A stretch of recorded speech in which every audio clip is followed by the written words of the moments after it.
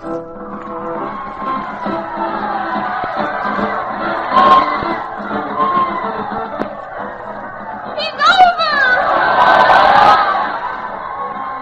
sportsmanship, Clean living. for thrills, follow the adventures of Frank Farrell.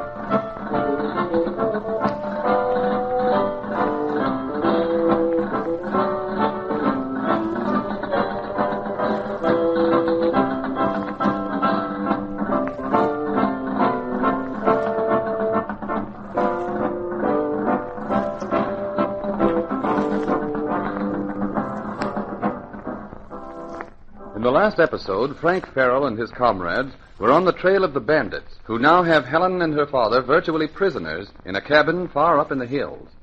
Speedball Joe, special agent, having found no clue, was about to give up the search until daybreak, when they came to a narrow road leading off to the left. Here, Frank Farrell found Helen's hat lying on the side of the road. The little party pushes on into the night in search of Helen and Mr. Newman, and now feels sure they are at last on the right trail. As our present episode opens, they have proceeded as far as possible with the car. It's now necessary to push forward on foot. They stand by the side of Joe's car to plan the search. Joe is speaking. Well, boys, this is as far as we can possibly take the car. I'll drive back a ways and find a spot so I can turn. Yeah, I get you. In case we have to make a quick getaway, you'll be headed in the right direction. There's no telling what we're apt to run up against, so it'll pay us to be prepared here. Heck, I'll bet I could stand off a whole army in these hills. Yes, no doubt of that, Spud. Well, now, it's hard to say which direction is the right one, so to save time, it may be wise for us to break up and scout in different directions. Yeah, I mean, for everybody to go by themselves, all alone in these hills? Yeah, something like that. Why, what's wrong? Don't you like the plan, Spud? Well, no, not exactly. It seems to me that I should go with somebody that don't know much about these woods. My scout training will come in handy. If anybody gets lost or in danger, I could help them out, see? I think Spud's right. Perhaps we'd better go in pairs. Yeah, I think so, too. I'll go with you, Frank. I want to be sure nothing happens to you. That's a good idea. Joe, you and I can go together, and Frank and Spud. Okay. Now listen, Frank. Don't try to investigate any kind of hut or shack. Okay. If you locate anything, come back to the car and we'll all go up together. Now, it's quite evident they're not very far from here, so don't make any unnecessary noise. All right, that's a good idea. On the other hand, they may be wide awake and watching every move we're making right now. Oh, you don't think they'll slip up on us in the dark, do you? No, I don't, Spud.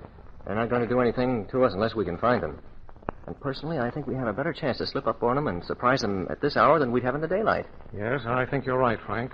Chances are they feel pretty safe for the present. They may figure that we wouldn't start searching until morning. Then the thing to do is search for cabins or shacks or a car, and then come back to our car and wait for the rest. Gee, but I'm getting thirsty. Anybody got a drink of water? Oh, we may find a stream or a spring in these hills, Spud.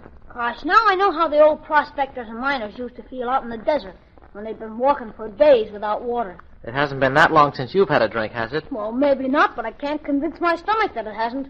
My throat craves a drink. It's dry as a chip. You know, I can hardly talk. That sure is tough that you can't talk. Say, if you can't find a stream, perhaps you run into a cow and that you can milk. You know how to milk, don't you, Spud? Well, I've tried a couple of times, but I don't seem to have the right kind of a pull. You win, Spud. I think we better get going, don't you, Joe? Right. The moon's bright enough, so we won't be working in the dark. All right, Frank. You and Spud strike out. Jim and I'll turn a car around, but we'll leave it on this same little road. So be sure and come back to report if anything happens. All right, Joe. Come on, Spud. Got the flashlight? Yeah, I sure have.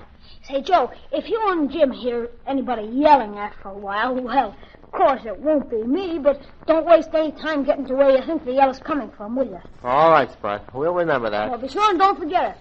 Say, where's Frank? Come on, Spud. I'm on my way. Well, wait for me. Say, you haven't found a river yet, have you, Frank?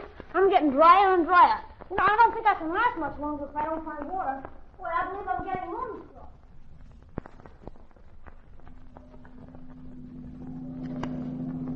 I think this will be about right. Well, we'll leave the car right here. I think I've backed up almost to the spot where we left Frank and Spud, so they'll have no trouble finding it. Yes, I think this is the place we left them, all right. Now, let me see. They went from here north, huh? Suppose you and I strike off to the east and circle to the north. We may meet up with them later on. Yeah, that's a good idea. I hate to have Frank alone in these woods. Well, he isn't alone. Yes, I know Spud's with him, but that's almost being alone if anything happened. Well, I don't know about that, Jim. Spud's been pretty lucky to our party right up to now. I guess you're right at that. Joe. Just a minute. Listen. I'm sure I heard someone walking. I heard a couple of twigs snap. Did you hear it? Quick, get to the side of the car. It came from over there, Jim. Could it be Mike? If it is, it's a cinch they know where we are now. I don't know who it is, Jim. Quiet. We'll see what he's doing. Got your gun, Joe? I'll say I have. I don't want to do any shooting, though, until I know what I'm shooting at. Joe, I see him. Look, through the trees there. Yeah? See? You can see him plain in the moonlight. Oh, yes, I see him. He's got a rifle on his arm. Mm-hmm. Joe, it's one of the bandits as sure as you're born. Now's our chance. Let's go get him and make him tell us where Helen and Dad are. Hold it, Jim. Not so fast now. Don't let him get a beat on you. He might shoot. Now, you stay right here. I'll try to circle him and get the drop on him. I don't want to shoot unless I have to. All right, Joe. Wait. Look, he's coming toward the car. He's either mighty brave or an awful fool. Shh, quiet, Jim. All right, you. I've got you covered. Come on. Walk right over to this car now and be quick about it or I'll let you have it. Come on. He's coming. And drop that rifle. Come on, drop it. He dropped it, Joe. All right, now. Come into the road. Come on, I want to get a look at you. Pronto. Keep coming. That's okay. Stay right there now and don't reach for anything. It doesn't look like Mike or Duke. Why, don't shoot me, boys. I'm just an old man. I started over to see who you were, that's all. Yeah, maybe so. What are you doing here anyway? I'm just camping in the hills for a spell. Joe, I think I know him. Say, aren't you old Fred Beasley? Why, yes, that's my name. Why, who are you? Your voice sounds familiar. Come on, Joe. I know him. He's okay. Hello there, old-timer. Don't you remember me?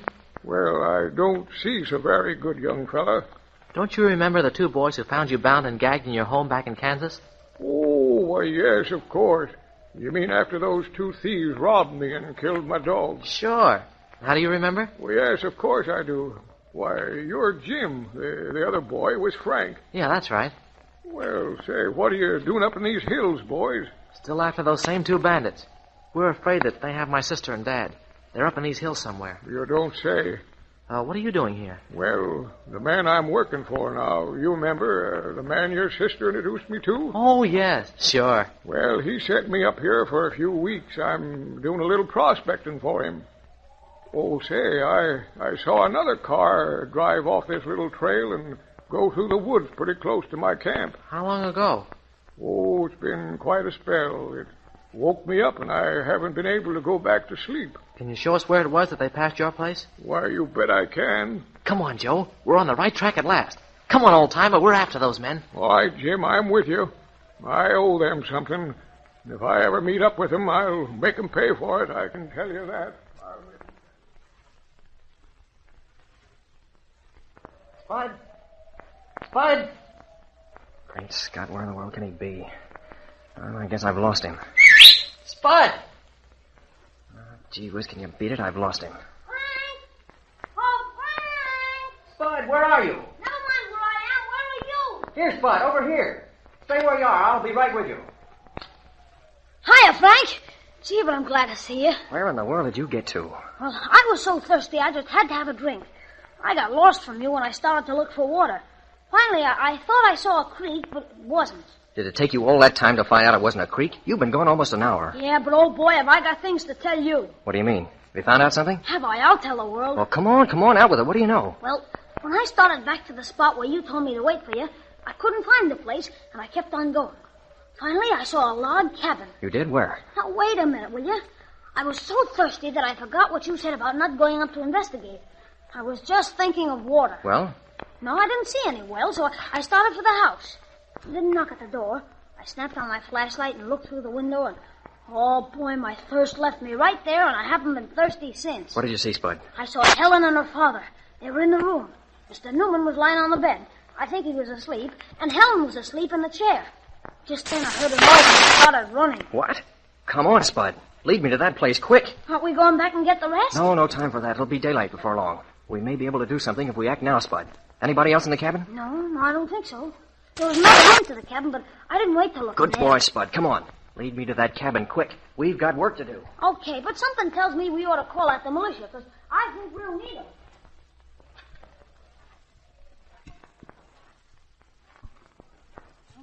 See, right down there. All right, we'll have to be careful now. Won't be dark much longer. If we're lucky, we may get him out of here before it gets light. Do you think Mike and Duke are in there, too? I don't know, Spud.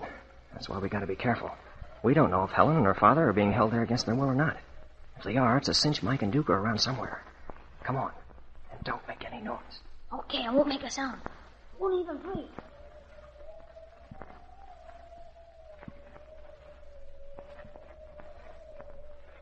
All right, Spud. You sure this is the window you looked through? Yeah, that's the one. You want the flashlight? Yeah, you better give it to me. Look, there's a bolt on the window.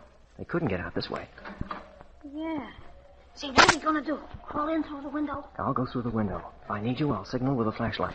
Here, give it to me, Spud. You know, something tells me I ought to go in there with you, but on second thought, something tells me I shouldn't. You stay right outside the window. If I need you, I'll signal.